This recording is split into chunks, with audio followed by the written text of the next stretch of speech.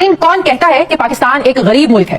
خطے بلکہ دنیا میں سب سے زیادہ مہنگی بجلی خرید کر استعمال کرنے والا ملک غریب کیسے ہو سکتا ہے؟ یہ ایک ایسا غریب ملک ہے کہ جن آئی پی پی سے بجلی خریدتا ہے انہیں پیسے بھی پورے ادا کرتا ہے، چاہے بجلی استعمال کرے یا نہ کرے۔ یہ ایک ایسا غریب ملک ہے جس کے پاس 22,000 میگا واٹ بجلی کا نظام تو موجود ہے اور وہ لگ بھگ 45,000 میگا واٹ بجلی خرید رہا ہے، یعنی اپنے برتن میں اتنی چیز خرید کر رکھنے کی جگہ نہیں، لیکن ملک کی امیری اتنی ہے کہ ہم خرید رہے ہیں۔ یہ ایک ایسا غریب ملک ہے جہاں لگ بھگ 7 آئی پی پیز ایسے ہیں جنہوں نے ایک بھی یونٹ پیدا نہیں کیا، لیکن انہیں اربوں روپے کی پیمنٹ عزت سے اور بر وقت ادا کی جاتی ہے۔ یہ ایک ایسا غریب ملک ہے جس میں بجلی ڈالروں کے حساب سے خریدی جاتی ہے اور ڈالر کی قیمت بڑھنے کی صورت میں پیمنٹ کے جو صفر ہوتے ہیں اس کو خوشی خوشی بڑھا دیا جاتا ہے۔ یہ ایک ایسا غریب ملک ہے جس میں اس مہنگی بجلی کے بعد شرمناک معاہدوں میں تو یہاں تک ایسی شکیں ڈالی گئی ہیں کہ انہیں پاکستانی عدالتوں میں چیلنج بھی نہیں کیا جا سکتا۔ آئی پی پیز کے ساتھ ناظرین، ان معاہدوں کا سلسلہ 1994 میں شروع ہوا۔ پیپلز پارٹی کا دور حکومت تھا جس میں 35 کمپنیوں کے ساتھ بجلی خریدنے کے معاہدے کیے گئے۔ جنرل پرویز مشرف کے دور حکومت میں 48 کمپنیوں کے ساتھ معاہدے ہوئے۔ پھر مسلم لیگ نون نے 2013 سے 2018 کے دور حکومت میں سب سے زیادہ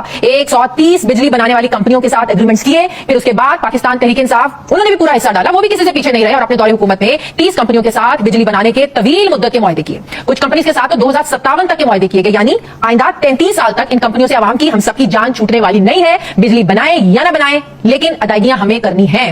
وزارت توانائی نے اپنی ایک رپورٹ میں بتایا ہے کہ گزشتہ 10 سالوں میں کیپیسٹی پیمنٹ کی مد میں آئی پی پیز کو 8,344 ارب روپے کی ادائیگی کی گئی ہے، جبکہ اس سال 2,010 ارب روپے ادا کرنے ہیں۔